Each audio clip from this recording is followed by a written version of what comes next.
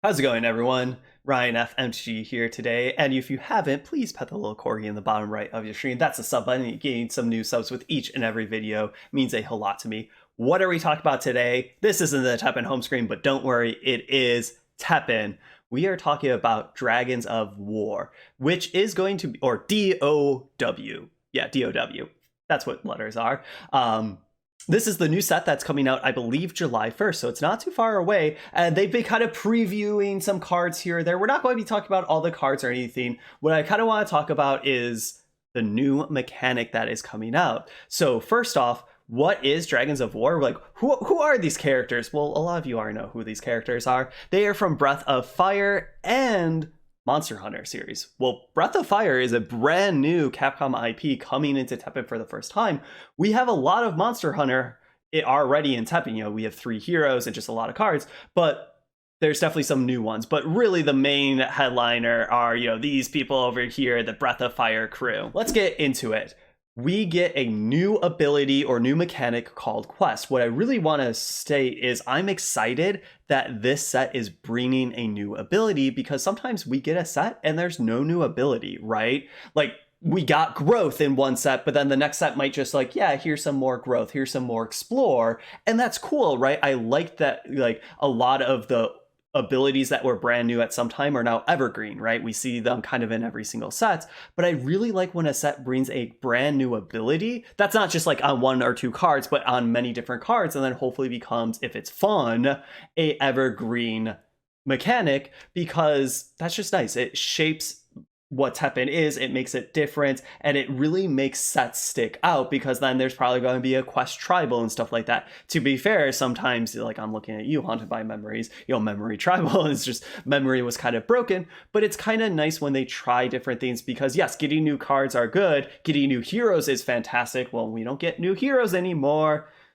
I don't even want to talk about that again, but getting new abilities is great because it adds flavor, it adds depth to the game in general, but then really flavor to that particular set. Okay, that's enough about that. What is this ability? It's called Quest. Each time a unit's specific conditions are met, they will level up. When a unit levels up, their status will increase, and additional effects such as getting action cards will activate, quickly fulfill their conditions, and gain the upper hand in battle. Blah, blah, blah. Okay, well, a lot of that was just complete fluff. But what it is, it really, really reminds me of growth. Is that a bad thing that it reminds me of growth? Yes and no. Yes and no. I was going to say something that I forgot it. I like brand new things. Like, I love Explore because that was very different. I loved Growth and that was very different. I loved Ascend and that was very different. Memory was kind of different, but I didn't really like that. But this really is growth, because if we look at the cards, and this is what I mean that it kind of reminds me of growth, but let's first look at this card. So Trader Tyrant. So it is 6 MP for a 3/5 legendary with flight. Okay, when played, sacrifice 5 life. Okay, when an enemy unit dies, gain +1/+1. That's all like kind of normal stuff, right? However, Quest. Your hero uses a hero art. Level 2, destroy 1 random enemy unit. This card actually seems really good, and of course it is. It's a black destroy card. It's going to be good, right? But Quest really looks like growth in a way. However, this growth isn't, oh, play 3 MP unit or 6 MP unit, you know, something like that, like growth points. It's use your hero art instead. But there's still like those levels, and some cards have more and more levels. So that's why I'm kind of saying it's like growth. Is it copy paste to growth? No, because also the quests, some are like, you know, you deal damage to the opponent, or you take damage or something like that. So it's not just completely always stringent on just like, oh, you know, your units and what you're playing like growth is. So it's kind of a little bit more intricate. Let's look at one of the other legendaries with quests that they just previewed. So Wind Princess Nina, 4 MP for 1/7, it has Veil, and that it has Quest. The quest is different. This is what I was saying before. The enemy hero or an enemy unit takes 3 or more damage. And it has level 2, you know, gain +1/+1. Level 3, you explore. Level 4, and so on and so forth. So it gets really, really intricate. And this is going to be kind of interesting, because I keep on saying that this is like growth, and I'll stop now.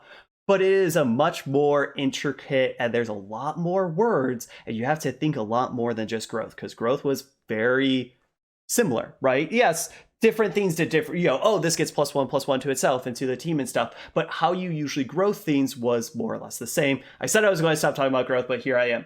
However, I kind of like this in a way because each theme with quest is going to quest up in a much different way. However, that might be very confusing for the first couple days because you have to remember all this. And unlike, Magic the Gathering or something where you could just like read it real fast and then play it, well, you have to read it real fast because this is an RTS, right? You have to be playing quickly or you are going to get, lose or bad things are going to happen to you.